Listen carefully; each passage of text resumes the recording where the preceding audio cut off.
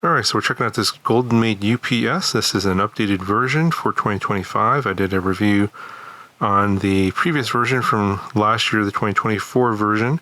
And this one just has a few improvements over last year's version. We'll talk about what the differences are. It's not too different, but it's actually pretty similar. The battery chemistry in here is still the same, the lithium iron phosphate, which has up to 5,000 cycles and a 10-year lifespan. So much better than those lead acid based UPSs out there. And just like last year's version, it does come in a white cover and a black cover version, and also two battery sizes. So this is the smaller version now. Last year, the one I got from last year was the larger battery version. I think like 256 watt hours. And this one is 153.6 watt hours. And then the inverter on this one's also a little bit smaller. So this is the 600 watt inverter versus last year's was 800 watts. That was the larger model. This one also does come in a larger model version for the updated 2025 year. And of course, the inverter in here is a pure sine wave inverter. So this is, we'll take a look at the outside here. Same stuff here. We got the power cord and we get the user's guide. And we'll look at this here a little bit. The front here, we got your ventilation. I'm told that the fan is a little bit quieter in this year's version versus last year's. And then this is the display. Press the button here and you got your inputs and outputs there for your voltage and current. So in terms of watts, we'll show that here in a second, plus your green and red indicator lights here. This is exactly the same as last year's version. And in the back here, we have 8 outlets now instead of 4. So that is the improvement for this year. You got a reset button for the overcurrent protection, and then you have this communication port. These are also the same, and then again, the communication port does not seem to do anything in terms of connecting it to a computer. I guess is used for debugging purposes, for maybe changing the BMS settings, which of course the end user can't do anything with it again this year. And then this is the plug. Take a quick look at the manual. Again, this is still a 1000 VA UPS, but again, only 600 watts on the smaller version. Quick look at the what the display description is and what the state of charge is on the battery. You can pause this if you'd like, and these are the different numbers that will show up on the display in the front. When there is a fault or a power outage, you have all of these different codes that occur. Go ahead and pause the video if you'd like to read. And these are different indicator light descriptions for the green and red light in the front. Note the blinking versus lit versus off. One of the things that's improved in this year's version is the buzzer. When you have a power outage, the buzzer goes off. It's a lot quieter in this year's version. I will demonstrate that here shortly. And here are all the important specs. Again, 600 watts. I believe it does burst. I'll show that here in a second. And here's the fan noise. It's about 40 decibels at 1 meter. The conversion time or switchover time when the power goes out is about 20 milliseconds, so that should be fine for most computers. Here are the dimensions and the weight. So only about 5 kilograms, pretty light. So it does have overload protection. I believe it says here it can go up to 120% for 180 seconds, and then you get an alarm trigger, and then it'll cut off the power. All right, quick demo here. We'll go ahead and turn it on. So if you just press the button once like this, it turns the display on.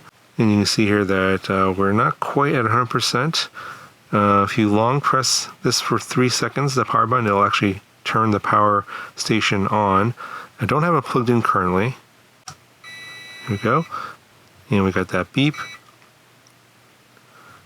And you see that we're basically in a power fault situation because it's not plugged into the wall right now. And you get the green blinking light. And you can see we have the outputs in the back are active now at 119 volts. We have no input because it's not plugged in. And you get that little beep. It's not that loud actually, and not as nearly as annoying as last year's version. But to mute the beep, you just short press the button while it's powered on, like that. And then the beeping will stop. So if you find the beeping annoying, which I don't, we just have to press the button and it'll turn off, and then you can still see that we're in the power fault situation here with the green light blinking. And basically in this situation, it's just basically acting like a power station. And we're going to go ahead and plug in some stuff in the back here. I got a power bank that's going to be charging at about 100 watts, and we'll see how much power is drawn here in this power off situation. All right, I've got plugged in here, and we have input of 128 watts, output of 109 watts. The difference here is the power draw on the inverter itself, because we are drawing, I have other things plugged into the AC outlets into the back. That's why you're seeing a difference here. And then just to show you the power bank that's being charged, is being charged at 95 watts here. This is what's being plugged in on USB. It says 95 watts here on this display, but it's actually 100 watts on the cable. And over here, it's saying the 108 watts, but total power draw is 123 watts. Going to plug in a light now. All right, just plugged in a light, and we should have an increase in the power draw. And it looks like it hasn't gone up too much. So I'm going to turn off all the other lights here, just to show that it is, the light will stay on. So here's my shadow. The light is actually over here in the upper left-hand corner. And you can see that we're not running on wall power right now. So I'm going to plug in the wall power on this.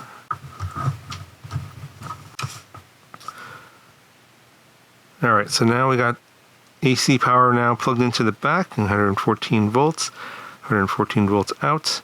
And so now this is in a pass-through situation. So basically the power comes in from the wall and is passed through the power station here, or the UPS, to the 8 outlets into the back.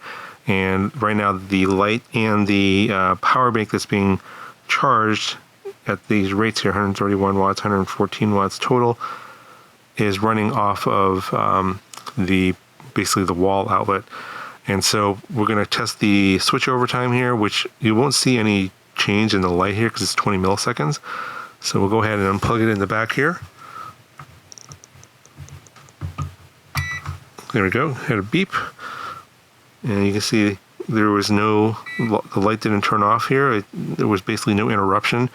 And that 20 milliseconds of switchover time was very quick. And again, we're in that power off situation. We have that beep coming from the UPS now. You can mute that by just short pressing the button. And then you can see here that with the light and the power bank that's charging, it's still at 114 watts, but we have no wall power coming into the back on the UPS. So it's basically in the UPS mode right now. All right, so that's going to cover for this review of the Goldenmate lithium iron phosphate UPS.